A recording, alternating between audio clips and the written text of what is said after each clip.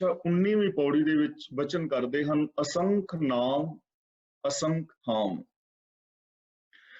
ਕਿ ਪ੍ਰਭੂ ਦੀ ਇਸ ਕੁਦਰਤ ਦੇ ਅੰਦਰ ਅਸੰਖਾਂ ਹੀ ਨਾਮ ਨੇ ਜੀਵ ਜਨਤਾਂ ਦੇ, ਵਨਸਪਤੀ ਦੇ, ਪਸ਼ੂ ਪੰਛੀਆਂ ਦੇ, ਖੰਡ ਮੰਡਲ ਬ੍ਰਹਿਮੰਡਾਂ ਦੇ, ਔਰ ਅਸੰਖਾਂ ਹੀ ਥਾਮ ਨੇ। ਯਾਨੀ ਜੇ ਨਾਮਾਂ ਦਾ ਔਰ ਥਾਵਾਂ ਦਾ ਗਿਣਤੀ ਕਰਨੀ ਸ਼ੁਰੂ ਕੀਤੀ ਜਾਏ ਤਾਂ ਉਹਨਾਂ ਦੀ ਗਿਣਤੀ ਹੋ ਨਹੀਂ ਸਕਦੀ। ਕਿੰਨੀਆਂ ਥਾਵਾਂ ਨੇ ਇਸ ਦੁਨੀਆ ਵਿੱਚ, ਕਿੰਨੀਆਂ ਧਰਤੀਆਂ ਨੇ, ਕਿੰਨੇ ਆਕਾਸ਼ ਦੇ ਅੰਦਰ ਤਾਰੇ ਨੇ, ਕਿੰਨੇ ਗ੍ਰਹਿ ਨੇ, ਨਕਸ਼ਤਰ ਆਦਿਕ ਨੇ। ਇਹਨਾਂ ਦੀ ਵਿਚਾਰ ਕਰਨੀ ਇੰਪੋਸੀਬਲ ਹੈ, ਇਹਨਾਂ ਦੀ ਗਿਣਤੀ ਕਰਨੀ ਇੰਪੋਸੀਬਲ ਹੈ। ਔਰ ਕਦਮ ਕਦਮ ਦੇ ਉੱਤੇ ਥਾਂ ਬਦਲ ਰਹੇ ਨੇ, ਉਹਨਾਂ ਥਾਵਾਂ ਦੀ ਗਿਣਤੀ ਕਰਨੀ ਅਸੰਭਵ ਹੈ, ਔਰ ਨਾਮਾਂ ਦੀ ਗਿਣਤੀ ਕਰਨੀ ਅਸੰਭਵ ਹੈ। ਕਿੰਨੇ ਨਾਮ ਰੱਖੋਗੇ? ਜੇ ਇੱਕ ਇੱਕ ਤਾਰੇ ਦਾ ਨਾਮ ਰੱਖੀਏ ਤੇ ਕਿੰਨੇ ਨਾਮ ਰੱਖਾਂਗੇ? ਕਿਉਂਕਿ ਅਨੰਤ ਤਾਰੇ ਨੇ, ਅਨੰਤ ਗ੍ਰਹਿ ਨੇ, ਅਨੰਤ ਧਰਤੀਆਂ ਨੇ, ਅਨੰਤ ਜੀਵ ਜੰਤ ਨੇ, ਤਾਂ ਨਾਵਾਂ ਔਰ ਥਾਵਾਂ ਦਾ ਕੋਈ ਅੰਤ ਨਹੀਂ ਹੈ। ਪ੍ਰਭੂ ਦੀ ਇਹ ਕਾਇਨਾਤ ਅਸੀਮ ਔਰ ਅਨੰਤ ਹੈ। ਅਗੰਮ ਅਗੰਮ ਅਸੰਖ ਲੋ, ਅਗੰਮ ਦਾ ਮਤਲਬ ਅਪਹੁੰਚ, ਜਿੱਥੋਂ ਤੱਕ ਸਾਡੀ ਗਮਤਾ ਨਹੀਂ ਹੈ। ਅਸੰਖ ਲੋ, ਹੁਣ ਕਈਆਂ ਨੇ 3 ਲੋਕ ਹੀ ਮੰਨੇ ਨੇ, ਕਈ ਲੋਕਾਂ ਨੇ 14 ਲੋਕ ਮੰਨੇ ਨੇ, ਪਰ ਗੁਰੂ ਸਾਹਿਬ ਜੀ ਕਹਿੰਦੇ ਨੇ 14 ਜਾਂ 3 ਹੀ ਲੋਕ ਨਹੀਂ, ਅਨੰਤ ਲੋਕ ਨੇ। ਔਰ ਅਨੰਤ ਐਸੇ ਲੋਕ ਨੇ, ਤਾਰੇ ਨੇ, ਗ੍ਰਹਿ ਨੇ, ਨਕਸ਼ਤਰ ਆਦਿਕ ਨੇ, ਜਿੱਥੇ ਬੰਦੇ ਦੀ ਪਹੁੰਚ ਨਹੀਂ ਹੈ, ਜਿੱਥੇ ਮਨੁੱਖ ਦੀ ਪਹੁੰਚ ਨਹੀਂ ਹੈ। ਹੁਣ ਮਨੁੱਖ ਨੇ ਇੱਕ ਗ੍ਰਹਿ ਤੋਂ ਦੂਜੇ ਗ੍ਰਹਿ ਤੇ ਪਹੁੰਚਣ ਦਾ ਯਤਨ ਕੀਤਾ ਹੈ। ਜਿਵੇਂ ਚੰਦਰਮਾ ਤੱਕ ਮਨੁੱਖ ਦੀ ਪਹੁੰਚ ਹੋਈ ਹੈ ਜਾਂ ਮੰਗਲ ਤੱਕ ਹੋਈ ਹੈ, ਜੇ ਨਹੀਂ ਤਾਂ ਹੋ ਜਾਏਗੀ। ਲੇਕਿਨ ਹਰ ਗ੍ਰਹਿ ਦੇ ਉੱਤੇ ਦੀ ਪਹੁੰਚ ਹੋ ਜਾਏ, ਐਸਾ ਨਹੀਂ ਹੈ। ਤੇ ਜੇ ਦਿਸਦੇ ਨੇ ਜਿੰਨੇ ਕਿ ਇਹਨਾਂ ਸਾਰਿਆਂ ਤੇ ਵੀ ਹੋ ਜਾਵੇ ਤਾਂ ਅਨੰਤ ਨੇ ਲੋਕ, ਅਗੰਮ ਅਸੰਖ ਅਸੰਖਾਂ ਅਣਗਿਣਤ ਐਸੇ ਗ੍ਰਹਿ ਨਕਸ਼ਤਰ ਤਾਰੇ ਆਦਿਕ ਨੇ ਜਿੱਥੇ ਮਨੁੱਖ ਦੀ ਪਹੁੰਚ ਨਹੀਂ ਹੈ, ਔਰ ਜੋ ਸਾਡੀ ਨਜ਼ਰ ਵਿੱਚ ਵੀ ਨਹੀਂ ਆਉਂਦੇ। ਐਸੀਆਂ ਇਲੈਕਟ੍ਰੋਨਿਕ ਦੂਰਬੀਨਾਂ ਮਨੁੱਖ ਨੇ ਬਣਾਈਆਂ ਨੇ, ਜਿਸ ਰਾਹੀਂ ਕਈ ਮਿਲੀਅਨ, ਕਈ ਬਿਲੀਅਨ ਲਾਈਟ ਈਅਰ ਤੱਕ ਮਨੁੱਖ ਨੇ ਇਸ ਬ੍ਰਹਿਮੰਡ ਨੂੰ ਵੇਖਿਆ ਹੈ, ਪਰ ਉੱਥੇ ਮਨੁੱਖ ਦੀ ਪਹੁੰਚ ਦਾ ਅੰਤ ਹੈ। ਬ੍ਰਹਿਮੰਡ ਅੱਗੇ ਤੋਂ ਅੱਗੇ ਫੈਲਿਆ ਹੋਇਆ ਹੈ। ਅਗੰਮ ਅਗੰਮ ਅਸੰਖ ਲੋਕ, ਯਾਨੀ ਅਸੰਖਾਂ ਹੀ ਐਸੇ ਲੋਕ ਨੇ ਜਿੱਥੇ ਮਨੁੱਖ ਦੀ ਪਹੁੰਚ ਨਹੀਂ ਹੈ। ਮਨੁੱਖ ਦੀ ਕਲਪਨਾ ਤੋਂ ਵੀ ਬਾਹਰ ਦੀ ਗੱਲ ਹੈ, ਮਨੁੱਖ ਕਲਪਨਾ ਵੀ ਨਹੀਂ ਕਰ ਸਕਦਾ। ਹੁਣ ਗੁਰੂ ਜੀ ਕਹਿੰਦੇ ਨੇ ਅਸੰਖ ਕਹੇ ਸਿਰ ਭਾਰ ਹੋਏ। ਇਹਦੇ 2 ਅਰਥ ਕੀਤੇ ਨੇ ਵਿਦਵਾਨ ਪੁਰਸ਼ਾਂ ਨੇ। ਇੱਕ ਤਾਂ ਇਹ ਕੀਤਾ ਹੈ ਕਿ ਜੇ ਅਸੀਂ ਅਸੰਖ ਵੀ ਕਹਿੰਦੇ ਆ ਤਾਂ ਵੀ ਸਾਡੇ ਸਿਰ ਤੇ ਭਾਰ ਹੀ ਹੁੰਦਾ ਹੈ, ਉਹਦਾ ਅੰਤ ਨਹੀਂ ਪਾਇਆ ਜਾਂਦਾ। ਕਿਉਂਕਿ ਇਕਾਈ ਦਹਾਈ ਸੈਂਕੜਾ ਹਜ਼ਾਰ 10 4 ਲੱਖ 10 ਲੱਖ ਜੇਕਰ ਅਸੀਂ ਸੰਖ ਤੇ ਪਹੁੰਚੀਏ ਤੇ ਸੰਖ ਤੋਂ ਬਾਅਦ ਅਸੰਖ ਕਹੀਏ ਤਾਂ ਗੁਰੂ ਪਾਤਸ਼ਾਹ ਜੀ ਕਹਿੰਦੇ ਨੇ ਇਹ ਵੀ ਸਿਰ ਤੇ ਭਾਰ ਲੈਣ ਵਾਲੀ ਗੱਲ ਹੀ ਹੈ, ਯਾਨੀ ਗਿਣਤੀ ਮਿਣਤੀ ਹੋ ਨਹੀਂ ਸਕਦੀ। ਤੇ ਦੂਜਾ ਅਰਥ ਵਿਦਵਾਨ ਪੁਰਸ਼ਾਂ ਨੇ ਕਿਹਾ ਹੈ ਕਿ ਅਸੰਖ ਕਹੇ ਸਿਰ ਭਾਰ ਹੋਏ, ਕਿ ਸਿਰ ਭਾਰ ਹੋ ਕੇ ਅਸੰਖਾਂ ਹੀ ਕਹਿਣ ਦਾ ਯਤਨ ਕਰ ਰਹੇ ਹਨ। ਸਿਰ ਭਾਰ ਹੋ ਕੇ ਦਾ ਮਤਲਬ ਆਪਣਾ ਪੂਰੀ ਸੋਚ ਸਮਝ ਦਾ ਤਾਣ ਲਗਾ ਕੇ ਤਾਂ ਵੀ ਕਿਹਾ ਨਹੀਂ ਜਾਂਦਾ। ਪਰ ਜੋ ਬਹੁਤਾ ਅਰਥ ਪ੍ਰਚਲਿਤ ਹੈ ਉਹ ਇਹੀ ਹੈ, ਅਸੰਖ ਕਹੇ ਸਿਰ ਭਾਰ ਹੋਏ। ਜੇ ਅਸੀਂ ਅਸੰਖ ਵੀ ਕਹਿੰਦੇ ਆ ਤਾਂ ਵੀ ਸਾਡੇ ਸਿਰ ਤੇ ਭਾਰ ਹੀ ਹੁੰਦਾ ਹੈ। ਭਾਵ ਕਿ ਸਿਰ ਤੇ ਭਾਰ ਲੈਣ ਵਾਲੀ ਗੱਲ ਹੀ ਹੈ, ਅੰਤ ਪਾਇਆ ਨਹੀਂ ਜਾ ਸਕਦਾ। ਕਿਵੇਂ ਅੰਤ ਪਾਵਾਂਗੇ? ਇਸ ਕੁਦਰਤ ਦਾ ਅੰਤ ਪਾਇਆ ਨਹੀਂ ਜਾ ਸਕਦਾ। ਕੋਈ ਇਨਸਾਨ ਦਾਅਵਾ ਨਹੀਂ ਕਰ ਸਕਦਾ ਕਿ ਇੱਥੋਂ ਇਹ ਸੰਸਾਰ ਸ਼ੁਰੂ ਹੁੰਦਾ ਹੈ ਤੇ ਇੱਥੇ ਜਾ ਕੇ ਮੁੱਕ ਜਾਂਦਾ ਹੈ। ਕੋਈ ਦਾਅਵਾ ਨਹੀਂ ਕਰ ਸਕਦਾ ਕਿ ਇਸ ਸੰਸਾਰ ਦੇ ਅੰਦਰ ਇੰਨੀਆਂ ਦਾਤਾਂ ਨੇ, ਇੰਨੇ ਤਾਰੇ ਨੇ, ਗਿਣਤੀ ਮਿਣਤੀ ਹੋ ਨਹੀਂ ਸਕਦੀ। ਅਖਰੀ ਨਾਮ ਅਖਰੀ ਸਾਲਾ। ਨਾਮ ਦਾ ਮਤਲਬ ਹੈ ਸਰੂਪ, ਕਿ ਪ੍ਰਭੂ ਦਾ ਜੋ ਸਰੂਪ ਹੈ, ਹੋਂਦ ਹੈ, ਉਹਨੂੰ ਅੱਖਰਾਂ ਰਾਹੀਂ ਹੀ ਅਸੀਂ ਬਿਆਨ ਕਰ ਸਕਦੇ ਹਾਂ। ਸਾਡੇ ਕੋਲ ਹੋਰ ਕੋਈ ਸਾਧਨ ਹੈ ਨਹੀਂ। ਅੱਖਰਾਂ ਦੇ ਨਾਲ ਉਹਦਾ ਅੰਤ ਵੀ ਨਹੀਂ ਪਾਇਆ ਜਾ ਸਕਦਾ। ਬੇਸ਼ੱਕ ਅਨੰਤ ਨਾਮ ਨੇ, ਅਨੰਤ ਥਾਂ ਨੇ, ਅਗੰਮ ਅਗੰਮ ਅਸੰਖ ਲੋਹ ਨੇ, ਅਸੰਖ ਆਕਾਰ ਨੇ, ਅਸੰਖ ਜੀਵ ਜੰਤ ਨੇ, ਅਣਗਿਣਤ ਵਨਸਪਤੀ ਹੈ, ਅਣਗਿਣਤ ਪਸ਼ੂ ਪੰਛੀ ਨੇ, ਔਰ ਫਿਰ ਇਹ ਤੇ ਇੱਕ ਧਰਤੀ ਦੀ ਗੱਲ ਹੈ, ਅਨੰਤ ਧਰਤੀਆਂ ਨੇ, ਅਨੰਤ ਖੰਡ ਮੰਡਲ ਨੇ। ਤਾਂ ਉਹਨਾਂ ਨੂੰ ਅੱਖਰਾਂ ਰਾਹੀਂ ਹੀ ਅਸੀਂ ਸਮਝਣ ਦਾ ਯਤਨ ਕਰਾਂਗੇ, ਤੇ ਅੱਖਰਾਂ ਰਾਹੀਂ ਅਸੀਂ ਉਹਨਾਂ ਦਾ ਅੰਤ ਵੀ ਨਹੀਂ ਪਾ ਸਕਦੇ। ਸਾਡੇ ਕੋਲ ਅੱਖਰ ਖਤਮ ਹੋ ਜਾਣਗੇ ਪਰ ਉਹਨਾਂ ਦਾ ਅੰਤ ਨਹੀਂ ਪਵੇਗਾ। ਪਰ ਫਿਰ ਵੀ ਗੁਰੂ ਪਾਤਸ਼ਾਹ ਜੀ ਕਹਿੰਦੇ ਨੇ ਉਸ ਦੀ ਹੋਂਦ ਨੂੰ ਬਿਆਨ ਕਰਨ ਵਾਸਤੇ ਸਾਨੂੰ ਅੱਖਰ ਹੀ ਵਰਤਣੇ ਪੈਣਗੇ। ਅੱਖਰਾਂ ਰਾਹੀਂ ਹੀ ਅਸੀਂ ਰੱਬ ਦੀ ਹੋਂਦ ਦਾ ਜ਼ਿਕਰ ਕਰ ਸਕਦੇ ਹਾਂ। ਅੱਖਰੀ ਸਾਲਾ, ਸਾਲਾ ਦਾ ਮਤਲਬ ਸਿਫਤ ਸਲਾਹ, ਗੁਣ ਗਾਣੇ। ਜੇ ਅਸੀਂ ਰੱਬ ਦੇ ਗੁਣ ਗਾਣੇ ਨੇ, ਉਹਦੀ ਸਿਫਤ ਕਰਨੀ ਹੈ, ਤਾਂ ਸਾਨੂੰ ਅੱਖਰਾਂ ਦੀ ਲੋੜ ਪਵੇਗੀ। ਹੁਣ ਮੈਂ ਆਪ ਦੇ ਨਾਲ ਵਿਚਾਰ ਕਰ ਰਿਹਾ ਹਾਂ ਤਾਂ ਅੱਖਰਾਂ ਰਾਹੀਂ ਕਰ ਰਿਹਾ ਹਾਂ। ਬਿਨਾਂ ਅੱਖਰਾਂ ਤੋਂ, ਬਿਨਾਂ ਸ਼ਬਦਾਂ ਤੋਂ, ਬਿਨਾਂ ਬੋਲਾਂ ਤੋਂ ਵਿਚਾਰ ਹੋ ਨਹੀਂ ਸਕਦੀ। ਵਿਚਾਰ ਬੋਲਾਂ ਰਾਹੀਂ ਹੋਏਗੀ, ਸਿਫਤ ਸਲਾਹ ਬੋਲਾਂ ਰਾਹੀਂ ਹੋਏਗੀ। ਬੋਲਾਂ ਰਾਹੀਂ ਹੀ ਅਸੀਂ ਉਹਦੀ ਹੋਂਦ ਦਾ ਜ਼ਿਕਰ ਕਰ ਸਕਦੇ ਹਾਂ, ਲੇਕਿਨ ਅੰਤ ਨਹੀਂ ਪਾ ਸਕਦੇ। ਪ੍ਰਭੂ ਦਾ ਹੁਕਮ, ਨਾਮ ਦਾ ਮਤਲਬ ਹੁਕਮ ਵੀ ਹੈ। ਜੇ ਉਹਦੇ ਹੁਕਮ ਦਾ, ਉਹਦੇ system the, law of nature ਦਾ ਅੰਤ ਕੋਈ ਪਾਣਾ ਚਾਹੇ ਤੇ ਨਹੀਂ ਪਾ ਸਕੇਗਾ। ਲੇਕਿਨ ਜੇ ਲਾ ਆਫ ਨੇਚਰ ਨੂੰ ਬਿਆਨ ਕਰਨਾ ਹੈ ਤਾਂ ਬਿਆਨ ਕਰਨ ਵਾਸਤੇ ਅੱਖਰਾਂ ਦੀ ਜ਼ਰੂਰਤ ਪਵੇਗੀ। ਜੇ ਅਸੀਂ ਪੋਜ਼ਿਟਿਵ ਸੋਚਣਾ ਹੈ, ਰੱਬ ਦੇ ਗੁਣ ਗਾਣੇ ਨੇ, ਸੱਚ ਦੀ, ਦਇਆ ਦੀ, ਧਰਮ ਦੀ, ਇਹਨਾਂ ਚੀਜ਼ਾਂ ਦੀ ਜੇ ਅਸੀਂ ਗੱਲ ਕਰਨੀ ਹੈ ਤਾਂ ਉਹਦੇ ਵਾਸਤੇ ਸਾਨੂੰ ਅੱਖਰ ਚਾਹੀਦੇ ਨੇ। ਅੱਖਰਾਂ ਤੋਂ ਬਿਨਾਂ ਇਹ ਕੁਝ ਹੋ ਨਹੀਂ ਸਕੇਗਾ। ਅਗਲਾ ਬਚਨ ਕਰਦੇ ਨੇ, ਅੱਖਰੀ ਗਿਆਨ ਗੀਤ ਗੁਣ ਗਾ। ਅੱਖਰਾਂ ਰਾਹੀਂ ਹੀ ਅਸੀਂ ਗਿਆਨ ਦੀ ਵਰਤੋਂ ਕਰ ਸਕਦੇ ਹਾਂ। ਜੇ ਅਸੀਂ ਇੱਕ ਦੂਜੇ ਨਾਲ ਗਿਆਨ ਸਾਂਝਾ ਕਰਨਾ ਹੈ, ਆਪਣਾ ਤਜਰਬਾ ਸਾਂਝਾ ਕਰਨਾ ਹੈ, ਤਾਂ ਅੱਖਰਾਂ ਦੀ ਜ਼ਰੂਰਤ ਪਵੇਗੀ, ਭਾਸ਼ਾ ਦੀ ਲੋੜ ਪਵੇਗੀ। ਮਨੁੱਖ ਇਸੇ ਕਰਕੇ ਦੂਜੀਆਂ ਜੂਨਾਂ ਦੇ ਨਾਲੋਂ ਸ੍ਰੇਸ਼ਟ ਹੈ ਕਿ ਇਸ ਦੇ ਕੋਲ ਦਿਮਾਗ ਹੈ, ਇਹ ਭਲੇ ਬੁਰੇ ਦੀ ਸੋਚ ਰੱਖਦਾ ਹੈ, ਭਲੇ ਬੁਰੇ ਬਾਰੇ ਸੋਚ ਸਕਦਾ ਹੈ, ਹਾਂ ਜਾਂ ਨਾ ਦੇ ਵਿੱਚ ਜਵਾਬ ਦੇ ਸਕਦਾ ਹੈ, ਹਾਂ ਜਾਂ ਨਾ ਦੇ ਵਿੱਚ ਆਪਣਾ ਨਿਰਣਾ ਲੈ ਸਕਦਾ ਹੈ ਕਿ ਮੈਂ ਕਿਹੜਾ ਨਿਰਣਾ ਲੈਣਾ ਹੈ, ਕਿਹੜਾ ਨਹੀਂ ਲੈਣਾ, ਕਿਹੜਾ ਕੰਮ ਕਰਨਾ ਹੈ, ਕਿਹੜਾ ਨਹੀਂ ਕਰਨਾ। ਮਨੁੱਖ ਦਾ ਵਿਕਾਸ ਇਹਨਾਂ ਅੱਖਰਾਂ ਕਰਕੇ ਹੀ ਹੋਇਆ ਹੈ, ਕਿਉਂਕਿ ਇਹਨੇ ਆਪਣਾ ਤਜਰਬਾ ਦੂਜਿਆਂ ਤੱਕ ਅੱਖਰਾਂ ਰਾਹੀਂ ਪਹੁੰਚਾਇਆ। ਸਾਡਾ ਇੱਕ ਦੂਜੇ ਦੇ ਨਾਲ ਤਾਲਮੇਲ ਇਹਨਾਂ ਅੱਖਰਾਂ ਔਰ ਸ਼ਬਦਾਂ ਰਾਹੀਂ ਹੀ ਬਣਿਆ ਹੈ। ਜਦੋਂ ਅਸੀਂ ਮਿੱਠੇ ਪਿਆਰੇ ਬੋਲ ਬੋਲਦੇ ਹਾਂ ਤਾਂ ਸਾਡੀ ਪ੍ਰੀਤ ਆਪਸ ਦੇ ਵਿੱਚ ਗੰਢੀ ਜਾਂਦੀ ਹੈ। ਅਸੀਂ ਇੱਕ ਦੂਜੇ ਦੇ ਦੁੱਖ ਸੁੱਖ ਨੂੰ ਅੱਖਰਾਂ ਰਾਹੀਂ ਸੁਣ ਕੇ ਸਮਝਦੇ ਹਾਂ। ਇੱਕ ਦੂਜੇ ਦੀਆਂ ਭਾਵਨਾਵਾਂ ਦੀ ਫਿਰ ਅਸੀਂ ਕਦਰ ਕਰਨੀ ਨਾ ਕਰਨੀ, ਉਹ ਤਾਂ ਇੱਕ ਅਗਲਾ ਟੌਪਿਕ ਹੈ, ਲੇਕਿਨ ਅਸੀਂ ਆਪਣੀਆਂ ਭਾਵਨਾਵਾਂ ਨੂੰ ਬਿਆਨ ਕਰ ਸਕਦੇ ਹਾਂ। ਜੋ ਗਿਆਨ ਹੈ ਉਹ ਅੱਖਰਾਂ ਰਾਹੀਂ ਹੀ ਅੱਗੇ ਕਿਸੇ ਨੂੰ ਦਿੱਤਾ ਜਾ ਸਕਦਾ ਹੈ। ਜਿੰਨੇ ਵੀ ਸਕੂਲਾਂ ਦੇ ਅੰਦਰ ਪੜ੍ਹਾਈ ਹੋ ਰਹੀ ਹੈ, ਕਾਲਜ ਨੇ, ਯੂਨੀਵਰਸਿਟੀਜ਼ ਨੇ, ਇਹਨਾਂ ਸਾਰਿਆਂ ਦੇ ਅੰਦਰ ਅੱਖਰ ਹੀ ਯੂਜ਼ ਕੀਤੇ ਜਾ ਰਹੇ ਨੇ। ਔਰ ਜਿਨ੍ਹਾਂ ਨੇ ਇਹਨਾਂ ਅੱਖਰਾਂ ਨੂੰ ਸੁਣਿਆ ਹੈ, ਲਿਖਿਆ ਹੈ, ਪੜ੍ਹਿਆ ਹੈ, ਗਾਵਿਆ ਹੈ, ਇਹਨਾਂ ਰਾਹੀਂ ਯਤਨ ਕੀਤਾ ਹੈ, ਉਹਨਾਂ ਲੋਕਾਂ ਨੇ ਕਿੰਨਾ ਸਾਰਾ ਵਿਕਾਸ ਕੀਤਾ ਹੈ। ਤੇ ਅੱਜ ਤਾਂ ਇਸ ਯੁੱਗ ਦੇ ਅੰਦਰ ਪੜ੍ਹਨਾ ਹੋਰ ਅਤਿਅੰਤ ਜ਼ਰੂਰੀ ਹੈ। ਅੱਜ ਦੇ ਇਸ ਯੁੱਗ ਦੇ ਅੰਦਰ ਜੋ ਅਨਪੜ੍ਹ ਮਨੁੱਖ ਹੈ, ਜਿਸ ਦੇ ਕੋਲ ਅੱਖਰ ਗਿਆਨ ਨਹੀਂ ਹੈ, ਉਹਦੇ ਵਾਸਤੇ ਤਾਂ ਜੀਣਾ ਬਹੁਤ ਜ਼ਿਆਦਾ ਔਖਾ ਹੈ। ਔਰ ਆਉਣ ਵਾਲੇ ਟਾਈਮ ਦੇ ਅੰਦਰ ਤਾਂ ਜਿਹੜੇ ਅੱਜ ਦੇ ਪੜ੍ਹੇ ਹੋਏ ਨੇ ਉਹ ਵੀ ਹੋ ਸਕਦਾ ਹੈ ਕਿ ਅਨਪੜ੍ਹਾਂ ਦੇ ਵਿੱਚ ਸ਼ਾਮਲ ਹੋ ਜਾਣ, ਜੇਕਰ ਉਹ ਆਪਣੇ ਆਪ ਨੂੰ ਅੱਗੇ ਅਪਡੇਟ ਨਹੀਂ ਕਰਦੇ।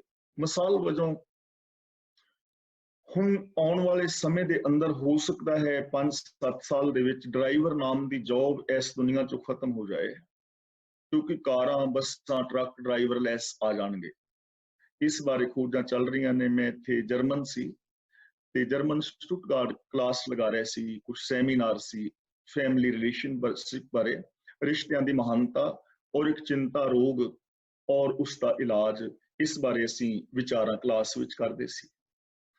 ਤੇ ਉੱਥੇ ਇੱਕ ਨੌਜਵਾਨ ਸਿੱਖ ਵੀਰ ਕਲਾਸ ਵਿੱਚ ਆਉਂਦੇ ਸੀ, जो इस बारे काम कर रहे हैं सॉफ्टवेयर दे विच कि जो कारां ने वो बिना ड्राइवर तो ड्राइवरलैस कारां वास्ते ते जिन्हां दे विच करीब वो 2 स्टैप कर चुके ने, 3 स्टैप उन्हां दे होर रहिंदे ने। उस तो बाद कारां बिल्कुल ड्राइवरलैस आ जाणगीਆਂ। 45 सैकेंड वास्ते वीर जी ने दस्सिया सी कि 45 सैकेंड वास्ते कार जिहड़ी है बिना ड्राइवर तो चलदी है, लाल बत्ती ते रुकदी भी है, हरी ते चलदी है, जे कोई अगे कार आ रही है तो उन्होंने बिल्कुल अपना ठीक काम कर रही है। 45 सैकेंड बाद वो आवाज दिंदी कि अपना स्टीयरिंग संभालो। तो हुण ड्राइवर नाम की जॉब जेकर दुनिया तो खत्म हुंदी है तो जो ड्राइवर वीर ने उन्हां दी जॉब जाएगी और जो ड्राइवर दियां जॉबां ते काम अगों किसी ने करना सी ते खत्म होएगा। ਇਹਦਾ मतलब कुछ होर काम ਲੱਭਣਾ ਪਵੇਗਾ ना। मैं आम गल्लां कर रहा हाँ, ज्ञान की गल। इस तो अलावा शॉपिंग जिहड़ी है करीब ऑनलाइन होण लग गई है ते बाकी आने वाले टाइम के अंदर आम आदमी ऑनलाइन शॉपिंग करेगा तो जिहड़े छोटियां दुकानां जां छोटे स्टोर ने उन्हां दे उत्ते असर पैना सुभाविक है। इसे तरह जिवें वकील ने तो हुण आम सॉफ्टवेयर आ जाणगे जिहदे विच छोटा मोटा केस तुसीं अपना आप सॉफ्टवेयर राहीं ही लड़ सकोगे। तो कहण तो भाव मेरा इन्ना कि सिर्फ ये ज्ञान मनुख ने हासिल किया है और ये ज्ञान सारा अखरां राहीं ही अगे बयान किया जा रहा है और सानू अखरां दे नाल विद्या दे नाल जुड़ना चाहिए है। हर इंसान नू हर वेले अपडेट होने की जरूरत है, नवे तो नवा ज्ञान उन्होंने सीखण की लोड़ है ते ये सारे दा सारा ज्ञान अखरां राहीं ही बयान किया जाता है, अखरां राहीं ही सिखिया जाता है। इसलिए सानू ज्ञान की वरतों करनी चाहिए। इथों सानू की शिक्षा मिल रही है?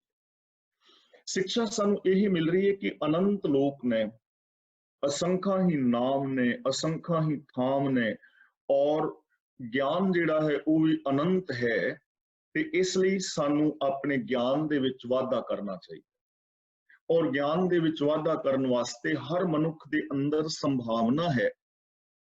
जिवें असीं पिछे विचारिया सी कि करीब 1500 करोड़ कंप्यूटर दी हार्ड ड्राइव जिन्नी मैमरी मनुख दे दिमाग दे विच है, इन्नी मैमरी अनंत मैमरी है। एक गल बंदा याद करदा है तो 10 गल्लां होर याद करन वास्ते अगे जगह पहला तैयार हो जाती। इन्नी मैमरी और इन्नी मैमरी होने तो बाद जे ये बंदा ज्ञान हासिल ना करे तो फिर ठीक नहीं है। यानी साडे कोल अनंत ज्ञान की संभावना है, सानू इस पासे ध्यान देना चाहिए है। जिवें असीं देखते हाँ पारसी लोग ने, इजराइल के जो लोग ने, उन्हां दे उत्ते किन्ना अत्याचार होया, किन्ने लोग उन्हां दे मारे गए ते जिहड़े उन्हां दे सियाणे लोग सन उन्होंने एक मता पास किया सी, कहन लगे कि जे असीं इस दुनिया के उत्ते अपनी होंद बचानी है तो फिर सानू अपने बच्चों नू एजुकेट करना पवेगा। उन्होंने अपना बदले बुदले लैन की बजाय टोटल जिहड़ा ध्यान है विद्या के उत्ते दिता और अज इजराइल दे कोल अपने बच्चों नू पढ़ाने वास्ते इना बजट है फ्री कि जिन्ना शायद अमेरिका का वैसे ही बजट हो, अपने फ्री पढ़ाई करा सकते हैं। और जिवें इजराइल के लोगों ने अपना विद्या का तांक पूरी दुनिया के उत्ते जमाई है, वो किसी तो भुली हुई नहीं है। तो इस करके सानू भी इस पासे ध्यान देने की जरूरत है। ये मैं आपको एक सजेशन दे रहा हाँ कि जो सिख जगत है, साडे जो श्रोमणी कमेटी है जां होर जिहड़ियां भी संस्थावां ने जां सिख चिंतक ने जां साडे लीडर ने, उन्होंने इस पासे ध्यान देने की लोड़ है कि अपने बच्चों नू एजुकेट किया जाए और वध तो वध एजुकेशन दी जाए। जिहड़े साडे होशियार बच्चे ने उन्हां दे कोल पैसा नहीं है, बहुत सारे साडे बच्चे सिर्फ पैसे करके पढ़न तो रह जांदे ने। तो जे असीं अपना कोई 5-4% भी उन्हां बच्चों वास्ते खर्चीए तो साडे बच्चे बहुत काबलियत हासिल कर सकते हैं। सब तो ज्यादा डॉक्टर, इंजीनियर, वैज्ञानिक, मनोवैज्ञानिक सिख जगत विच होने चाहिए सी क्योंकि साडे कोल इन्ना वड्डा ज्ञान का खजाना है। इधर सानू ध्यान देने की जरूरत है और इस ज्ञान के अंदर सानू प्राप्ति करनी चाहिए है। जदों तक असीं अपने बच्चों नू इस पासे नहीं प्रेरित करांगे तो साडा इस दुनिया के उत्ते आना कोई सार्थक नहीं है। जिन्हां कौमां की समाजिक और आर्थिक और विद्यक तौर पर उत्थान जो नहीं करते, वो कौमां हौली हौली दुनिया तो खत्म हो जांदियां ने। सिख जगत ने बाहर आन के बहुत वड्डियां मल्लां मारियां ने, ते इस विद्या वाले पासे सानू होर ध्यान की जरूरत है। असंख अखरी ज्ञान, गीत गुण गाह। गीत का मतलब रब्बी गीत, रब की सित सलाह के गीत गाए जा सकते हैं अखरां राहीं। देखो, गुरबाणी की असीं विचार कर रहे हैं तो अखरां राहीं ही कर रहे हैं। गुरु ग्रंथ साहिब जी की पावन बाणी अखरां राहीं ही लिखी गई है। अखरां राहीं असीं वेख के असीं पढ़ते हैं, अखर ही बोल के अगे सुनाए और सुने जाते हैं। इन्हां अखरां राहीं ही ज्ञान पैदा हुंदा है और इन्हां अखरां राहीं ही बंदा जिहड़ा है रब की सिफत सलाह करता है। तो दूजी बेनती यह है कि सानू आप बाणी पढ़न का यतन करना चाहिए। जिवें असीं सारे भैन भरा मिल के ते इह यतन कर रहे हैं, समझण का यतन कर रहे हैं। जिन्नी क मैनू मत महाराज ने दिती है, उन्नी क मत मैं आप दे नाल उस मत नाल सांझी कर रहा हाँ। ते जो जिवें तुहाडे विच बहुत सारियां हाईली एजुकेटेड भैणां ने, वीर ने, पढ़े लिखे तुसीं लोग हो, जो इस विचार तो बाद तुसीं अपनी भी सजैशन दिंदे हो, अपने विचार पेश करते हो, अपने व्यूज रखते हो, तो सानू एक दूजे कोलों बहुत कुछ सीखण नूं मिलदा है। ते इह सानू सीखना चाहिए। हर सिख नूं बाणी आप पढ़नी चाहिए है, हर सिख नूं बाणी आप समझनी चाहिए है और गुरबाणी दे उत्ते अमल करके अपनी जिंदगी नूं चंगा बनाना चाहिए है। गुरु नानक देव की इस विचारधारा नूं संसार के आखिरी मनुख तक पहुंचाने वास्ते यतन करना चाहिए, यतनशील होना चाहिए। अगला वचन करते ने अखरी लिखण बोलण बाण। बाण का मतलब बाणी, वाणी। अखरां दे नाल ही लिखना हुंदा है और अखरां दे नाल ही बाणी बोली जाती है। प्रभु की सिफत सलाह की बाणी भी अखरां राहीं लिखी जाती है, अखरां राहीं बोली जाती है। ते साडी जो आम भाषा है, आम किसी बंदे की लैंग्वेज है, वो भी अखरां राहीं बोली जाती है, अखरां राहीं लिखी जाती है। इसलिए सानू इस पासे ध्यान देने की जरूरत है। यानी असीं हर सिख जिहड़ा है ना, वो पढ़िया लिखिया होवे। बेशक दुनियावी तौर पर अजकल हर बंदा अपने बच्चों को पढ़ा रहा है, ते गुरु ग्रंथ साहिब जी नूं गुरियाई गुरु पातशाह ने दिती है, तो वो बड़े बड़े लंबे दूर दृष्टा सन। वो इसे करके कि हर सिख पढ़िया होएगा। गुरु दे नाल संबंध तां ही जुड़ेगा ना जे सिख पढ़िया होएगा, और गुरु दे नाल संबंध तां ही जुड़ेगा जे गुरु ग्रंथ साहिब जी की पावन बाणी पढ़ेगा। हुण जे असीं बाणी नहीं पढ़ांगे तो साडा गुरु दे नाल डायरैक्ट संबंध नहीं बनेगा। सानू विच कोई ना कोई विचोला पाना पवेगा, और विचोले जिहड़े ने बहुत सारे बन गए ने, हजारां नहीं लखां की गिनती विच बन गए ने।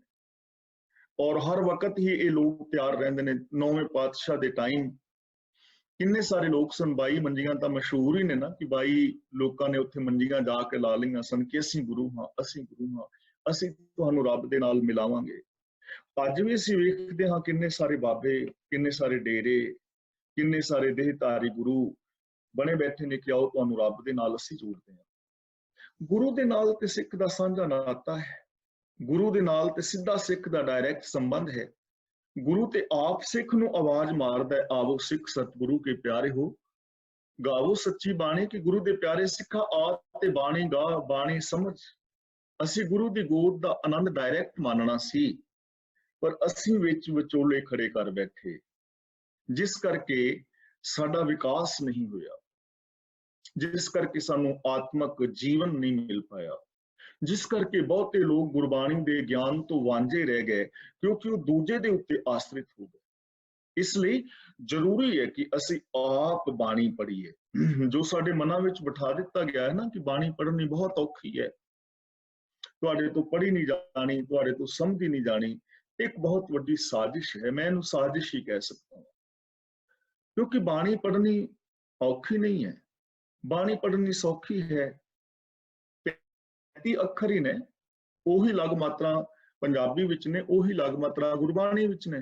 जिवें असीं पहले दिन स्कूल जदों पढ़न गए सां ते सानू मास्टर ने कहा सी कि ना ना ना ना तुहाडे तो पढ़ाई नहीं होनी, ਇਹ ਤਾਂ ਪੜ੍ਹਾਈ ਬੜੀ ਔਖੀ ਹੈ, ABCD ਸਿੱਖਣੀ ਕੋਈ ਸੌਖੀ ਹੈ, ਊੜਾ ਐੜਾ ਸਿੱਖਣਾ, ਕ ਖ ਸਿੱਖਣਾ, ਇਹ ਤਾਂ ਇਹ ਸਿੱਖਣਾ ਇਹ ਤਾਂ ਬਹੁਤ ਔਖਾ ਹੈ, ਤੁਹਾਡੇ ਤੋਂ ਨਹੀਂ ਪੜ੍ਹੀ ਜਾਣੀ।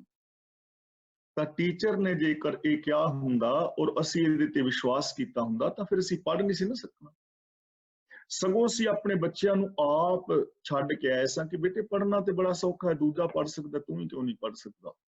ਤਾਂ ਅਸੀਂ ਊੜਾ ਐੜਾ ਸਿੱਖ ਗਏ ਨਾ, ਹਿੰਦੀ ਦਾ ਕਾਖਾ ਸਿੱਖ ਗਏ, ABCD ਸਿੱਖ ਗਏ, ਡਾਕਟਰ ਇੰਜੀਨੀਅਰ ਲੋਕ ਬਣ ਗਏ। ਹੁਣ ਗੁਰਬਾਣੀ ਪੜ੍ਹਨੀ ਸਾਨੂੰ ਔਖੀ ਕਿਉਂ ਲੱਗੀ? ਕਿਉਂਕਿ ਅਸੀਂ ਟਾਈਮ ਨਹੀਂ ਦਿੱਤਾ, ਟਾਈਮ ਹੀ ਨਹੀਂ ਦਿੱਤਾ। ਹੁਣ ਦੇਖੋ ਜੇ ਮੈਂ ਆਪਣੀ ਗੱਲ ਕਰਾਂ ਤਾਂ ਮੈਂ ਸਿਰਫ ਹਿੰਦੀ ਪੜ੍ਹਿਆ ਹੋਇਆ ਹਾਂ। ਰਾਜਸਥਾਨ ਵਿੱਚ ਜਨਮ ਮੇਰਾ, ਉੱਥੇ ਪੰਜਾਬੀ ਹੈ ਹੀ ਨਹੀਂ ਸੀ, ਪ੍ਰਚਾਰਕ ਕਦੀ ਕੋਈ ਗਿਆ ਨਹੀਂ ਸੀ, ਔਰ ਇਹ ਮੇਵਾਤ ਦਾ ਇਲਾਕਾ ਸੀ, ਬੈਕਵਰਡ ਇਲਾਕਾ ਸੀ। ਉਦੋਂ ਬਿਜਲੀ ਵੀ ਨਹੀਂ ਸੀ ਹੁੰਦੀ, ਸਾਡੇ ਵੇਖਦਿਆਂ ਉੱਥੇ ਬਿਜਲੀ ਆਈ, ਨਲਕੇ ਮੇਰੇ ਵੇਖਦਿਆਂ ਲੱਗੇ ਨੇ, ਨਹੀਂ ਤੇ ਖੂਹਾਂ ਤੋਂ ਪਾਣੀ ਭਰ ਕੇ ਲਿਆਈਦਾ ਸੀ। ਤਾਂ ਐਸੇ ਇਲਾਕੇ ਦੇ ਵਿੱਚ ਮੈਂ ਕੇਵਲ ਹਿੰਦੀ ਪੜ੍ਹਿਆ ਵਾਂ, ਤੇ ਜਦੋਂ ਬਾਅਦ ਦੇ ਵਿੱਚ ਪੰਜਾਬੀ ਮੈਂ ਸਿੱਖਣੀ ਸ਼ੁਰੂ ਕੀਤੀ ਤਾਂ ਊੜੇ ਐੜੇ ਤੋਂ ਬਾਅਦ ਹੋਰ ਕੁਛ ਲੋੜ ਨਹੀਂ ਪਈ, ਕਿਉਂਕਿ ਮਾਤਰਾ ਤਾਂ ਉਹੀ ਨੇ। ਤੇ ਮੈਂ ਪਾਠ ਕਰਨਾ ਸਿੱਖ ਗਿਆ ਸੀ, ਤੇ ਪਾਠ ਕਰਨਾ ਸਿੱਖਣ ਤੋਂ ਬਾਅਦ ਵੀ ਮੈਨੂੰ ਪੰਜਾਬੀ ਲਿਖਣੀ ਨਹੀਂ ਸੀ ਆਉਂਦੀ।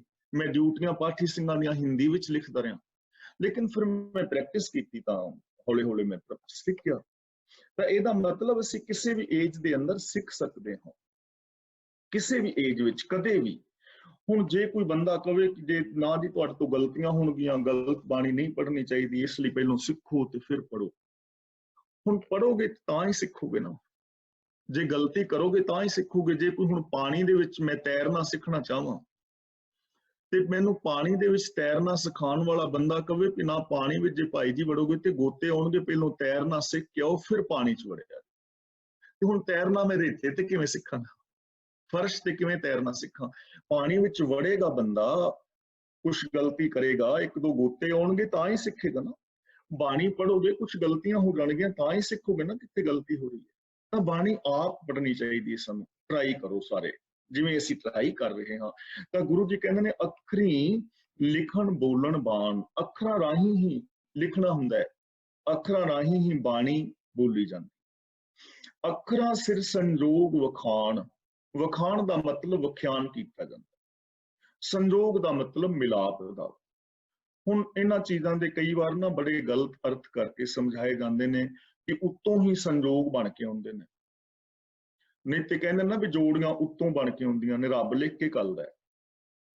ਵੀ ਜੋੜੀਆਂ ਪਤੀ ਪਤਨੀ ਦੇ ਸੰਜੋਗ ਉੱਤੋਂ ਰੱਬ ਨੇ ਲਿਖ ਕੇ ਘੱਲੇ, ਆਮ ਕਹਿੰਦੇ ਨੇ ਨਾ।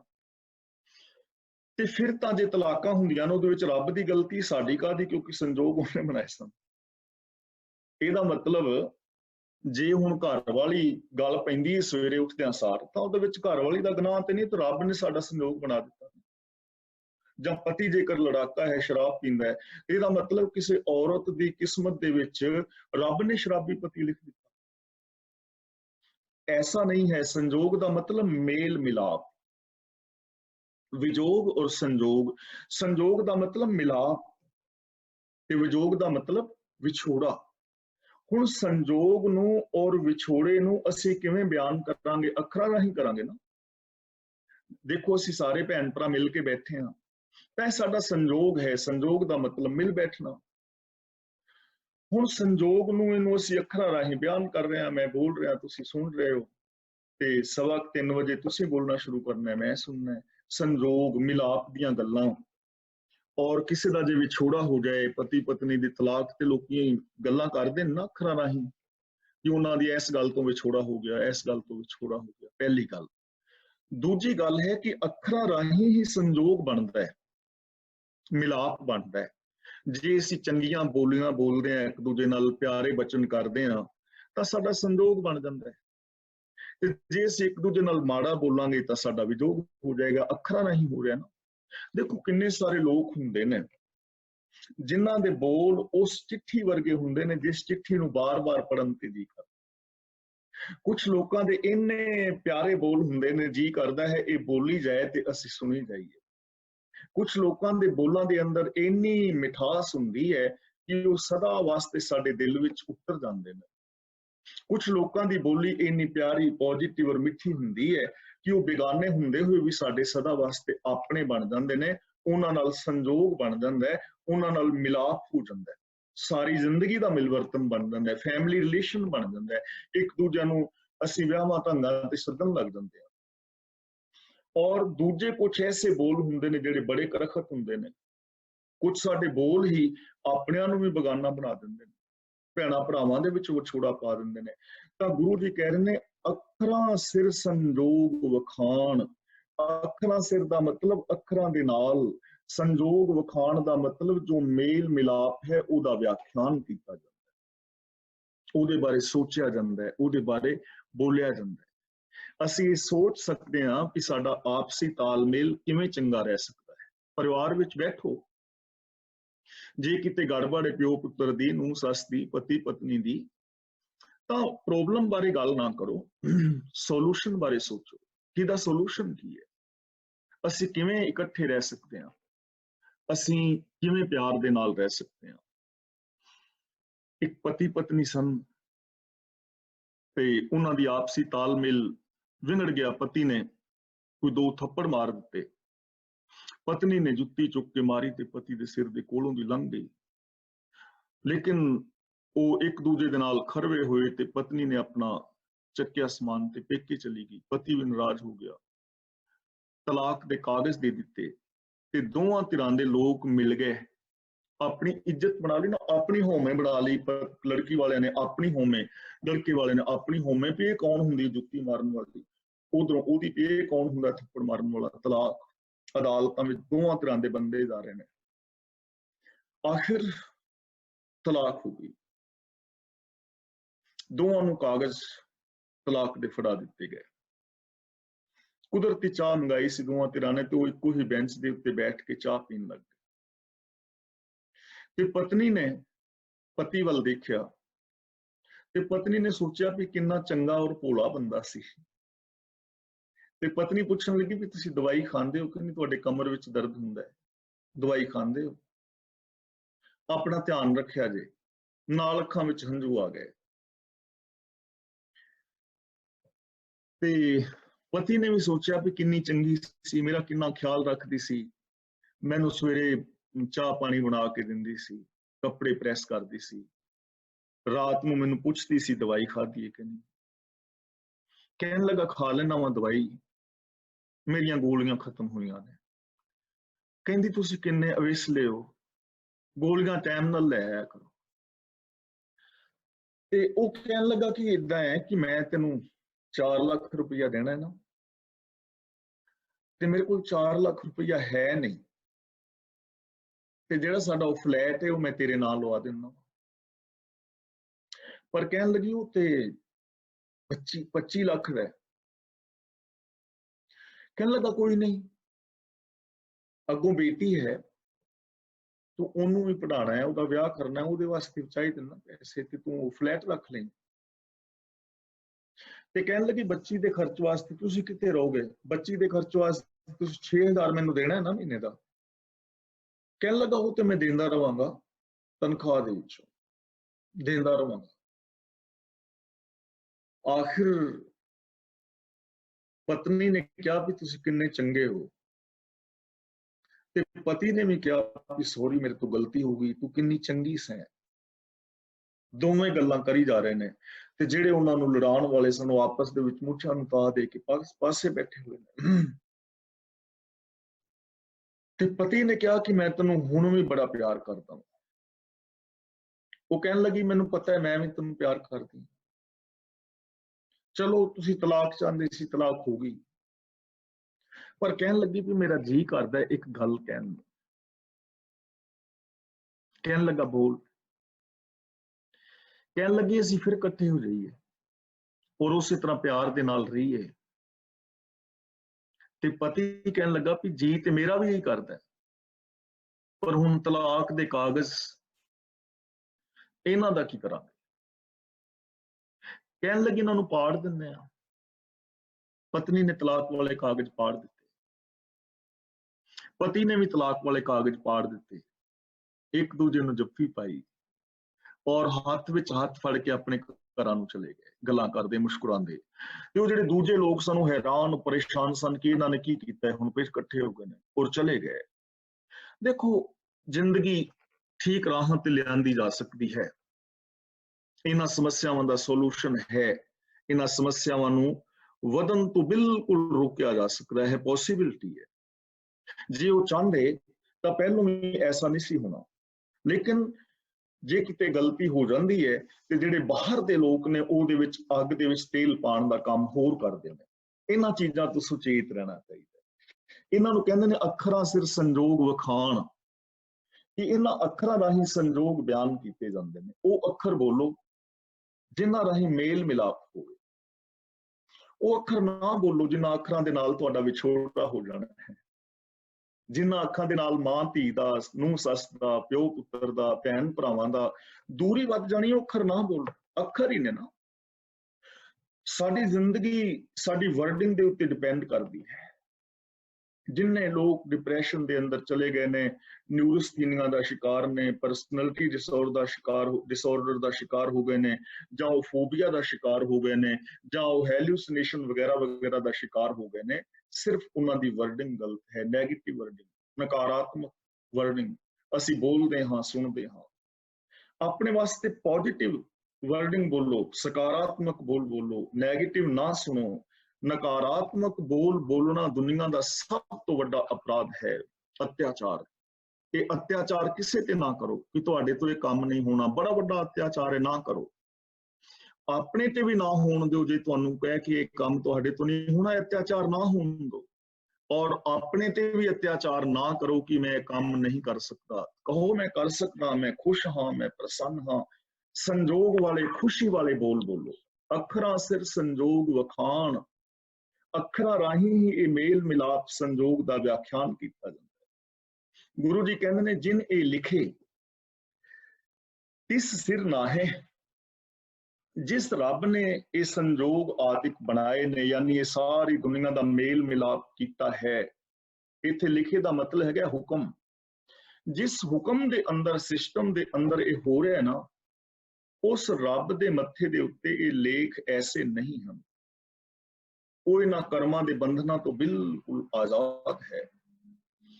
ਉਸ ਸਿਸਟਮ ਨੂੰ, ਉਸ ਰੱਬ ਨੂੰ ਅਸੀਂ ਅੱਖਰਾਂ ਰਾਹੀਂ ਬਿਆਨ ਨਹੀਂ ਕਰ ਸਕਦੇ ਮੁਕੰਮਲ ਤੌਰ ਤੇ। ਇਹ ਚੀਜ਼ ਸਮਝਣ ਵਾਲੀ ਹੈ। ਜਿਨ ਇਹ ਲਿਖੇ ਤਿਸ ਸਿਰ ਨਾਹੇ ਦਾ ਮਤਲਬ, ਜਿਹਦਾ ਇਹ ਹੁਕਮ ਹੈ, ਜਿਹਦਾ ਇਹ ਸਿਸਟਮ ਹੈ ਬਣਾਇਆ, ਉਹਦੇ ਸਿਰ ਤੇ ਅੱਖਰ ਨਹੀਂ ਹਨ। ਯਾਨੀ ਉਹ ਅੱਖਰਾਂ ਦੇ ਮੁਹਤਾਜ ਨਹੀਂ ਹੈ। ਉਹਦਾ ਅੰਤ ਅੱਖਰਾਂ ਰਾਹੀਂ ਨਹੀਂ ਪਾਇਆ ਜਾ ਸਕਦਾ। ਉਹਨੂੰ ਅੱਖਰਾਂ ਰਾਹੀਂ ਬਿਆਨ ਨਹੀਂ ਕੀਤਾ ਜਾ ਸਕਦਾ। ਮੁਕੰਮਲ ਕਿਵੇਂ ਬਿਆਨ ਕਰੋਗੇ? ਅੱਖਰ ਮੁੱਕ ਜਾਣਗੇ, ਸ਼ਬਦਾਵਲੀ ਮੁੱਕ ਜਾਏਗੀ, ਸੋਚ ਮੁੱਕ ਜਾਏਗੀ, ਤੁਹਾਡੀ ਕਲਪਨਾ ਖਤਮ ਹੋ ਜਾਏਗੀ। ਕਲਪਨਾ ਵੀ ਨਹੀਂ ਕਰ ਪਾਓਗੇ। ਕਿਵੇਂ ਕਲਪਨਾ ਕਰੋਗੇ ਅੰਤ ਪਾਉਣ ਵਾਸਤੇ? ਅਨੰਤ ਹੈ ਉਹ। ਤਾਂ ਇਹਦਾ ਮਤਲਬ ਸਾਡੇ ਅੰਦਰ ਵੀ ਅਨੰਤ ਸੰਭਾਵਨਾਵਾਂ ਨੇ, ਕਿਉਂਕਿ ਅਸੀਂ ਉਹਦਾ ਹੀ ਤੇ ਰੂਪ ਹਾਂ। ਮਨ, ਤੂੰ ਜੋਤ ਸਰੂਪ ਹੈ। ਆਪਣਾ ਮੂਲ ਪਛਾਣ, ਆਪਣੀ ਅਹਿਮੀਅਤ ਪਹਿਚਾਣੋ। ਤੁਸੀਂ ਉਸ ਰੱਬ ਦਾ ਰੂਪ ਹੋ। ਇੱਕ ਬੂੰਦ ਨੂੰ ਆਪਣੀ ਅਹਿਮੀਅਤ ਦਾ ਨਹੀਂ ਪਤਾ ਕਿ ਮੈਂ ਸਾਗਰ ਦਾ ਰੂਪ ਹਾਂ। ਜੇ ਮੈਂ ਆਪਣੇ ਆਪ ਨੂੰ ਸਾਗਰ ਵਿੱਚ ਮਿਲਾ ਦਿਆਂ, ਮੈਂ ਸਾਗਰ ਹੋ ਸਕਦੀ ਹਾਂ। ਅਸੀਂ ਵੀ ਤੇ ਉਸ ਰੱਬ ਦੀ ਇੱਕ ਬੂੰਦ ਹੀ ਹਾਂ। ਜੇ ਅਸੀਂ ਵੀ ਉਸ ਸਾਗਰ ਵਿੱਚ ਮਿਲਾ ਦਈਏ ਤਾਂ ਅਸੀਂ ਰੱਬ ਹੋ ਸਕਦੇ ਹਾਂ। ਤਾਂ ਆਪਣੇ ਵਾਸਤੇ ਸੋਚੋ, ਆਪਣੇ ਮੂਲ ਨੂੰ ਪਛਾਣੋ, ਆਪਣੀ ਹੋਂਦ ਨੂੰ ਪਛਾਣੋ, ਆਪਣੇ ਅੰਦਰ ਜੋ ਪੋਸੀਬਿਲਿਟੀਜ਼ ਨੇ ਉਹਨਾਂ ਨੂੰ ਪਛਾਣੋ।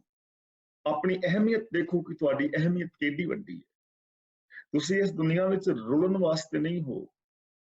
ਤੁਹਾਡੀ ਜ਼ਿੰਦਗੀ ਇਹ ਕੌਡੀਆਂ ਦੇ ਭਾਗਵਾਨ ਵਾਲੀ ਨਹੀਂ ਕਿ ਇਹਨੂੰ ਈਰਖਾ ਦਵੇਸ਼ ਵਿੱਚ ਗਵਾ ਦਿਓ।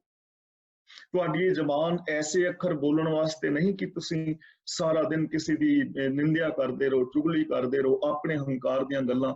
ਇਹਦੇ ਵਾਸਤੇ ਥੋੜੀ ਹੋ ਤੁਸੀਂ। ਤੁਹਾਡੀ ਜ਼ਬਾਨ ਤਾਂ ਤੁਹਾਨੂੰ ਉੱਚਾ ਬਣਾ ਦੇਣ ਵਾਲੀ ਹੈ। ਤੁਹਾਡੀ ਜ਼ਬਾਨ ਤਾਂ ਤੁਹਾਨੂੰ ਪੋਜ਼ਿਟਿਵ ਕਰ ਸਕਦੀ ਹੈ। ਤੁਹਾਡੀ ਜ਼ਬਾਨ ਤਾਂ ਇਸ ਸੰਸਾਰ ਦੇ ਵਿੱਚ ਮਾਣ ਆਦਰ ਖੱਟ ਸਕਦੀ ਹੈ। ਪਰ ਅਸੀਂ ਕਹਿਣ ਦੀ ਲੋੜ ਨਹੀਂ ਨਾ। ਤਾਂ ਅੱਖਰਾਂ ਸਿਰ ਸੰਜੋਗ ਵਖਾਣ, ਜਿਨ ਇਹ ਲਿਖੇ ਤਿਸ ਸਿਰ ਨਾਹੇ। ਸਗੋਂ ਜਿਵ ਫੁਰਮਾਏ ਤਿਵ ਤਿਵ ਪਾਹੇ। ਜਿਵੇਂ ਉਹ ਫੁਰਮਾਨ ਕਰਦਾ ਹੈ, ਤਿਵੇਂ ਤਿਵੇਂ ਹੀ ਇਹ ਜੀਵ ਪਾਉਂਦੇ ਨੇ। ਹੁਣ ਇੱਥੇ ਫੁਰਮਾਨ ਦਾ ਮਤਲਬ सानू गलत समझाया जाता है कि शायद रब उत्तों बह के किते फरमान कर रहा है, उतले आकाश चों। एक गल याद रखनी है कि रब किते वखरा बैठा हुआ नहीं है इस दुनिया ते, जिहड़ा 6वें 7वें 8वें आसमान विच बैठा है, जो अरशां कुरशां दे विच बैठा है, जो किसी बैकुंठ विच बैठा है, जो किसी स्वर्ग विच बैठा है, जां जो वखरे किसी सचखंड विच बैठा है, वो रब नहीं है गुरु नानक देव दा। गुरु नानक देव दा रब है एक ओंकार समाया हुआ है। जो दिसै सो तेरा रूप, जो दिस रहा है प्रभु ये तेरा रूप है। ये विश्व संसार तुम देख दे ये हर का रूप है। जेते औरत मर्दा साजे ये सब रूप तुम्हारे। जिन्नियां भी औरतां और जिन्ने भी मर्द ने प्रभु ये तेरा रूप ने। पर हुण चक्कर ये है, साडी प्रॉब्लम ये है कि असीं गुरु नूं महान कहिंदे जरूर हां, पर गल साडी प्रॉब्लम ये है कि असीं गुरु की गल ते विश्वास नहीं कीता। विश्वास असीं कीता बाबियां दी गल ते कि दसम द्वार विच प्राण चढ़ाओगे तां मिलेगा, माला फेरोगे तां मिलेगा, पुण्य दान करोगे तां मिलेगा। जे असीं गुरु की गल ते सीधा विश्वास कीता हुंदा कि जो दिसै सो तेरा रूप, जेते औरत मर्दा साजे ये सब रूप तुम्हारे, ते जे असीं एक दूजे नूं रब दा रूप समझ के एक दूजे नाल प्यार करिए, विहार करिए, ते दसो प्रॉब्लम रह जाएगी? नहीं रहेगी। पर असीं गुरु ते विश्वास नहीं कीता, असीं बाणी आप नहीं पढ़ी। इसलिए सिख गुरु दी पावन बाणी आप पढ़े, आप विचारे जिवें असीं विचार रहे हैं और इहदे ते अमल करे, जिंदगी दीयां सारियां समस्यावां दा सॉल्यूशन हो जाए। तुसीं महान हो जाओगे, रब वर्गे हो जाओगे, सचियार हो जाओगे। तो गुरु जी कहंदे ने जिवें वो फरमा रहा है ना, जिवें उहदा फरमान है यानी हुक्म है, सिस्टम है, लॉ ऑफ नेचर है, उवें ही सानू इस दुनिया दे विचों कोई चीज मिलेगी, सिस्टम तो बाहर नहीं मिलेगी। जे सिस्टम तोड़ के कुछ पाना चाहो तो नहीं मिलेगा। जे तुसीं इज्जत मान आदर पाना चाहो ते सिस्टम तोड़ के पाना चाहो कि लोकां नूं गालां कड्डो, लोकां दीयां कारां पैंचर कर दिओ, जांदे किसी दी कार दे उत्ते झरीट मार जाओ ते कहो कि ओह तुहानूं घर सੱਦ के ते सरोपा पाए क्योंकि मैं ओहदी कार ते झरीटां मारीआं ने। मैं किसी दे बच्चे नूं कुੱਟਿਆ है, किसी बच्चे दियां मैं किताबां पाड़ियां ने ते मैनूं घर दे सੱਦਣ घर ते मैनूं सरोपा पाण मेरी गल च एवें ते नहीं ना होना। मान पाना चाहते हैं ना, तो फिर मान पाने वाले काम करो, सिस्टम तो बाहर कुछ नहीं मिलेगा। जे तुसी बनना है कोई डॉक्टर, इंजीनियर, वैज्ञानिक आदि तो बन सकते हो, पर सिस्टम विच बनोगे।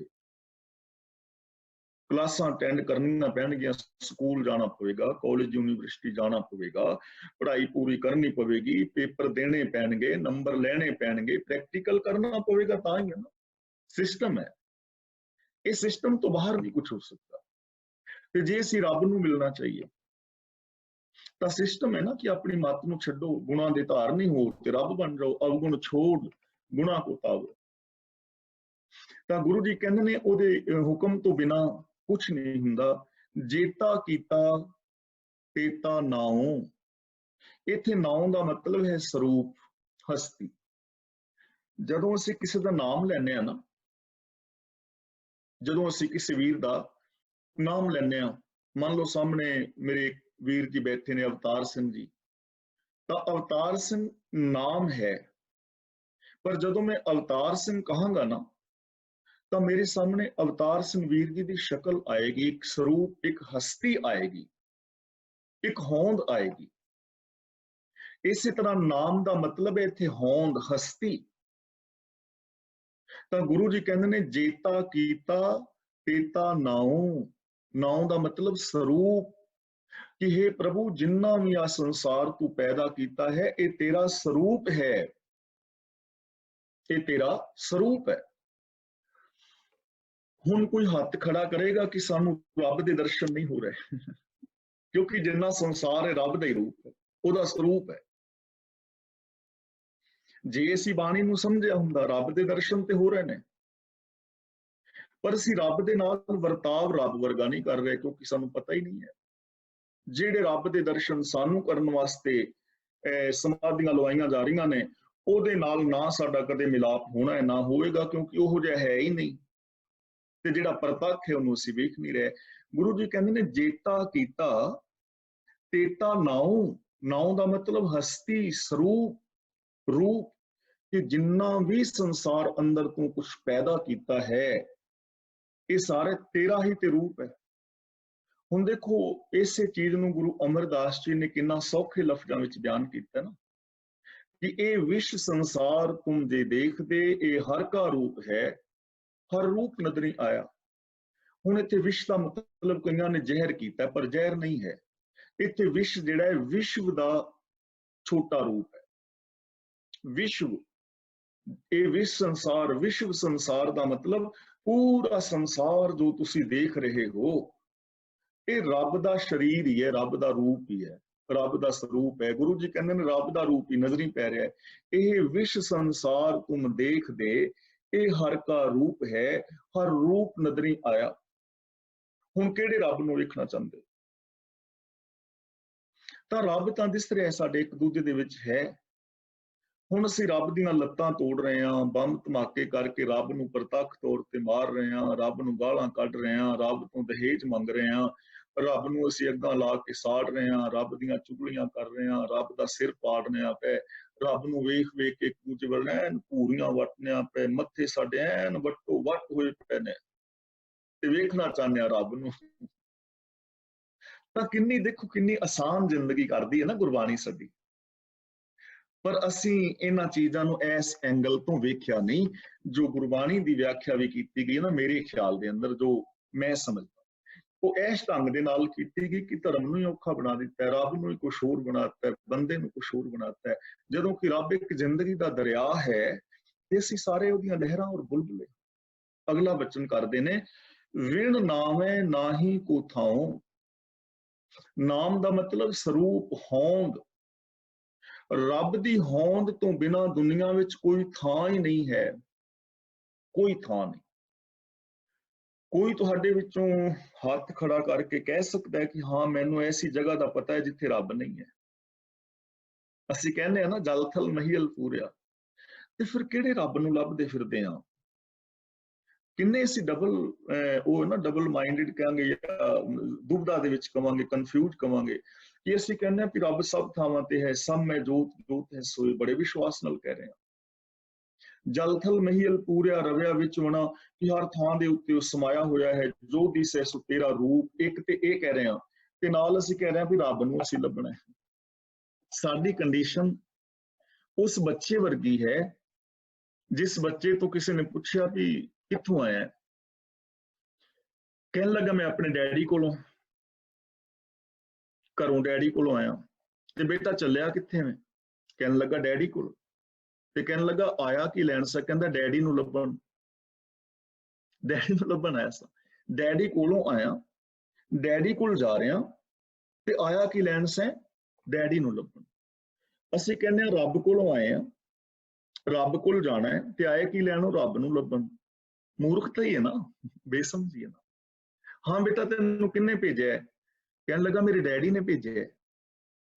ਤੇ ਚੱਲਿਆ ਕਿੱਥੇ? ਮੇਰੇ ਡੈਡੀ ਦਾ ਫੋਨ ਆਇਆ, ਮੈਨੂੰ ਸੱਦਿਆ ਡੈਡੀ ਨੇ, ਡੈਡੀ ਨੇ ਭੇਜਿਆ, ਡੈਡੀ ਨੇ ਸੱਦਿਆ ਤੇ ਆਇਆ ਕੀ ਲੈਣ ਸੈਂ? ਡੈਡੀ ਨੂੰ ਲੱਭਣ। ਹੁਣ ਅਸੀਂ ਵੀ ਕਹਿੰਦੇ ਰੱਬ ਨੇ ਭੇਜਿਆ ਤੇ ਅਸੀਂ ਆ ਗਏ, ਰੱਬ ਸੱਦੇਗਾ ਤੇ ਚੱਲੇ ਜਾਵਾਂਗੇ, ਤੇ ਆਏ ਕੀ ਲੈਣ ਸੋ? ਰੱਬ ਨੂੰ ਲੱਭਣ ਵਾਸਤੇ। ਹੈ ਨਾ ਕੁਛ ਅਨੋਖੀ ਜਿਹੀ ਖੇਲ ਬਣੀ ਹੋਈ। ਤਾਂ ਇਸ ਅਗਿਆਨਤਾ ਨੂੰ ਛੱਡਣ ਦੀ ਲੋੜ ਹੈ, ਥੋੜੀ ਜਿਹੀ ਸਮਝਦਾਰੀ ਵਰਤਣ ਦੀ ਲੋੜ ਹੈ, ਗਿਆਨ ਦੀ ਜ਼ਰੂਰਤ ਹੈ, ਸਮਝ ਦੀ ਜ਼ਰੂਰਤ ਹੈ।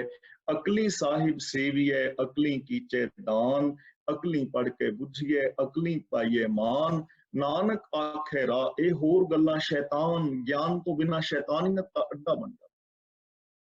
ਤਾਂ ਵਿਣ ਨਾਮੈ ਨਾਹੀ ਕੋ ਥਾਉ। ਦੁਨੀਆ ਦੇ ਅੰਦਰ ਕੋਈ ਥਾਂ ਐਸੀ ਨਹੀਂ ਜਿਹੜੀ ਰੱਬ ਦੀ ਹੋਂਦ ਤੋਂ ਬਿਨਾਂ ਹੋਵੇ। ਹਰ ਥਾਂ, ਹਰ ਵਿਅਕਤੀ ਰੱਬ ਦੀ ਹੋਂਦ ਦਾ ਪ੍ਰਮਾਣ ਹੈ। ਮੈਂ ਰੱਬ ਦੀ ਹੋਂਦ ਦਾ ਪ੍ਰਮਾਣ ਹਾਂ। ਜੇ ਰੱਬ ਹੈ ਤੇ ਮੈਂ ਹਾਂ, ਜੇ ਰੱਬ ਨਾ ਹੁੰਦਾ ਮੈਂ ਵੀ ਨਹੀਂ ਸੀ ਹੋਣਾ। ਤੁਸੀਂ ਸਾਰੇ ਰੱਬ ਦੀ ਹੋਂਦ ਦਾ ਪ੍ਰਮਾਣ ਹੋ। ਜੇ ਰੱਬ ਨਾ ਹੁੰਦਾ ਤੁਸੀਂ ਵੀ ਨਹੀਂ ਸੀ ਹੋਣਾ। ਤਾਂ ਹਰ ਬੰਦਾ ਰੱਬ ਦੀ ਹੋਂਦ ਦਾ ਪ੍ਰਮਾਣ ਹੈ, ਹਰ ਥਾਂ ਰੱਬ ਦੀ ਹੋਂਦ ਦਾ ਪ੍ਰਮਾਣ ਹੈ। ਹਰ ਥਾਂ ਤੇ ਤੁਸੀਂ ਦੇਖੋਗੇ ਨਾ, ਜਦੋਂ ਦੇਖਣ ਦਾ ਨਜ਼ਰੀਆ ਬਦਲੇਗਾ, ਨਜ਼ਾਰੇ ਬਦਲ। ਤੁਸੀਂ ਜਦੋਂ ਇਸ ਕੁਦਰਤ ਨੂੰ ਐਨ ਰਿਲੈਕਸ ਹੋ ਕੇ ਖੁਸ਼ੀ ਦੇ ਨਾਲ ਕਰਤੇ ਨੂੰ ਕੁਦਰਤ ਦੇ ਅੰਦਰ ਵਸਦਿਆਂ ਹੋਇਆ ਦੇਖੋਗੇ ਤੇ ਤੁਹਾਨੂੰ ਰੁੱਖ ਨੱਚਦੇ ਹੋਏ ਨਜ਼ਰੀ ਪੈਣਗੇ, ਤੁਹਾਨੂੰ ਪੰਛੀ ਗਾਉਂਦੇ ਹੋਏ ਨਜ਼ਰੀ ਪੈਣਗੇ। ਔਰ ਗੁਰੂ ਨਾਨਕ ਦੇਵ ਜੀ ਤਾਂ ਕਿੰਨੇ ਗਹਿਰਾ ਉਹਨਾਂ ਦਾ ਨਜ਼ਰੀਆ ਹੋਏਗਾ ਕਿ ਗਾਵਨ ਤੁਧ ਨੂੰ ਪਾਉਣ ਪਾਣੀ ਬੈਸੰਤਰ ਗਾਵੇ ਰਾਜਾ ਧਰਮ ਦੁਆਰੇ। ਪੂਰੀ ਸ੍ਰਿਸ਼ਟੀ ਉਹਨਾਂ ਨੂੰ ਗਾਉਂਦੀ ਹੋਈ ਨਜ਼ਰੀ ਪੈ ਰਹੀ ਹੈ ਔਰ ਰੱਬ ਦੀ ਸਿਫਤ ਸਲਾਹ ਕਰਦੀ ਨਜ਼ਰੀ ਪੈ ਰਹੀ।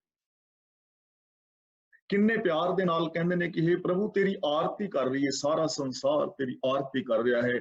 ਗगन में थाल रवचंद दीपक बने, तारका मंडल जनक मोती, या सूरज और चंद्रमा ये दो तारे ने, दीवे ने, जिन्ने भी तारे ने ये मानो मोती जड़े ने थाल दे अंदर पवन चवर कर रही है। ये सारी कैसी आरती हुई, कितनी अद्भुत आरती हो रही है तेरी, पवखंड ना तेरी आरती। ਤੇ ਫਿਰ ਰੂਪ ਬਿਆਨ ਕਰਦੇ ਨੇ ਸਹਿਸ ਤਵ ਨੈਣ, ਕਿ ਆ ਜੋ ਹਜ਼ਾਰਾਂ ਅੱਖਾਂ ਨੇ ਨਾ, ਆ ਹਜ਼ਾਰਾਂ ਅੱਖਾਂ ਇਹ ਤੇਰੀਆਂ ਹੀ ਅੱਖਾਂ ਨੇ, ਇਹਨਾਂ ਵਿੱਚ ਤੂੰ ਵੇਖ ਰਿਹਾ। ਸਹਿਸ ਮੂਰਤ ਆ ਸਾਰੀਆਂ ਮੂਰਤੀਆਂ ਹੋਂਦ ਤੇਰੇ ਹੀ ਸ਼ਰੀਰ ਨੇ।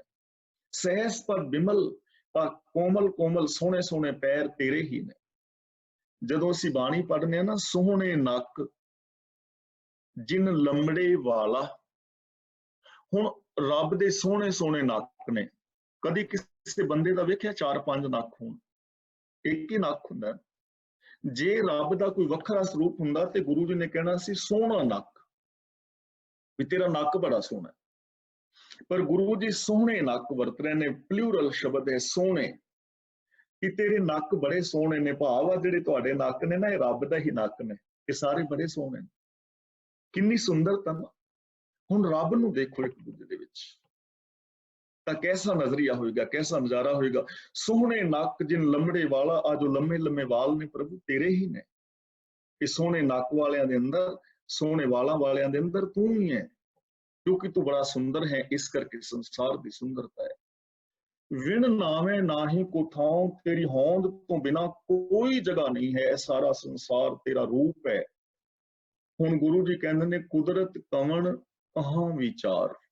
ਇੱਥੇ ਕੁਦਰਤ ਫੀਮੇਲ ਜੈਂਡਰ ਹੈ, ਕੁਦਰਤ ਦਾ ਮਤਲਬ ਸ਼ਕਤੀ। ਕੁਦਰਤ ਕਵਣ, ਇੱਥੇ ਕਵਣ ਦਾ ਨਾਣਾ ਜਿਹੜਾ ਹੈ ਮੁਕਤਾ ਹੈ।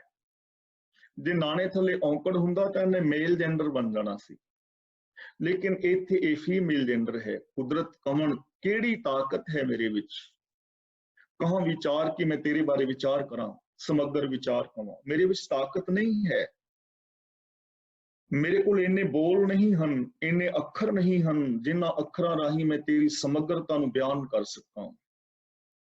ਮੇਰੇ ਵਿੱਚ ਤਾਕਤ ਨਹੀਂ ਹੈ, ਮੇਰੇ ਵਿੱਚ ਇੰਨਾ ਗਿਆਨ ਨਹੀਂ ਹੈ ਕਿ ਤੈਨੂੰ ਮੈਂ ਸਮਗਰ ਤੌਰ ਤੇ ਤੇਰੇ ਸਿਸਟਮ ਬਾਰੇ ਬਿਆਨ ਕਰ ਸਕਾਂ। ਤੇਰੀਆਂ ਦਾਤਾਂ, ਤੇਰੇ ਜੀਵ ਜਨ, ਤੇਰੀ ਸ਼ਕਤੀ, ਤੇਰਾ ਖਿਲ ਰਿਹਾ ਹੋਇਆ ਬ੍ਰਹਿਮੰਡ, ਤੇਰਾ ਰੂਪ, ਤੇਰਾ ਸਰੂਪ, ਤੇਰੇ ਗੁਣ, ਇਹਨਾਂ ਦਾ ਮੈਂ ਅੰਤ ਪਾ ਸਕਾਂ।